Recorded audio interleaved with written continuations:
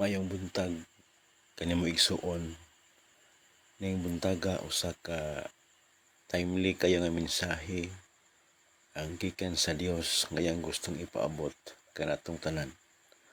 O kini nga mensahe nagauluhan kini og don't be complacent, Jesus is coming.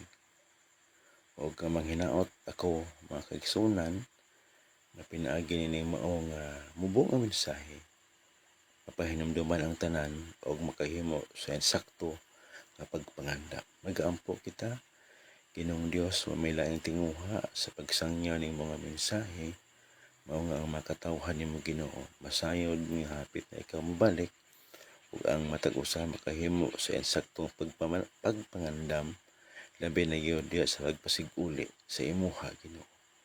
Ginoo, i-reach out ang tanan namo mga kaigsuonan labi na gyud niadtong wala pa diha nimo. Pinaagi ning maong live sa Facebook Ginoo. Tanduga ang ilang makasing-kasing. Kining tanan amo giampo da kanimo sa ngalan ni Hesus. Amen.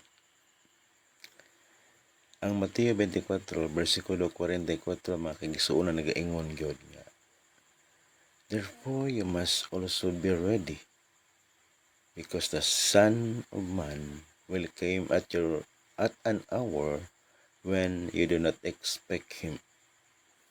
Usa sa pinakadako nga danger karon sa Christian life is kini gitawag nga complacency. Kanang feeling igsuon nga moingon ka nga okay ra ka kay dugay pa man si Jesus moabot. Makabalik ra ko sa Ginoo later. Munang sagad nga atong mga panghuna-huna.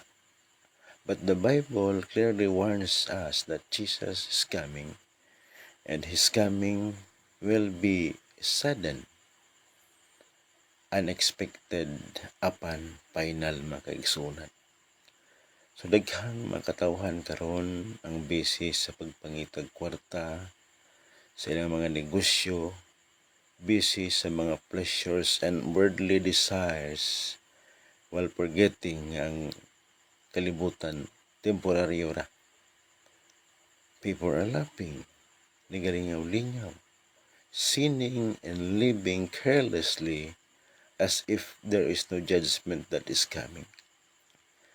Remember this, the eyes of God are watching and the return of Christ is near. Sama na itong panahon ni Noah, people became complacent. Nagpadayon sila sa pagkumbira, eating, drinking, marrying, and enjoying life while Noah is preaching righteousness. Ilang gi-ignore ang warning from Noah. Instead, they mock Noah. Sa pag-ingon, walay baha Noah. Uir kay ka Noah. But one day, the rain came and the door of the ark closed and judgment suddenly fell. In Matthew chapter 24 verse 38 to 39, nagaingon ang pulong sa Ginoo. They knew nothing about what would happen until the flood came and took them all away. Maigsuon mausab sa pagbalik ni Kristo. Many people sa karon are spiritually asleep. Warning is, di na to dula-dulaan ang sala. Ay pag-ingon nga maghinulso ra kuon niya o sunod adlaw or puhon. Because nobody knows the day, nobody knows the hour, and nobody knows the last breath they will take. Gani ingon ng unang Tesalonica 5:2, the day of the Lord will come like a thief in the night. When Jesus comes, there will be no second chance, no more delay, no more excuses. Those who live in sin and rebellion will face judgment. Apan ala ni adto nagpabiling matinud-anon, ready and righteous, adunay paglaom. Jesus is not coming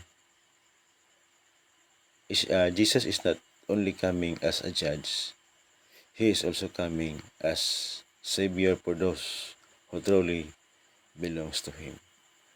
So, igsoon, stay faithful, continue praying, pursue holiness, keep serving God, and live with urgency. Ug ang hagit alang kanatong tanan is don't be spiritually sleepy. Don't be spiritually sleepy. Ayaw tuguti ang kalibutan, make you comfortable in sin. Because one day the trumpet will sound, the heavens will open, and Jesus Christ will return. Be ready, be holy, be watchful. Revelation chapter 22 verse 12. Behold, I am coming soon. My reward is with me.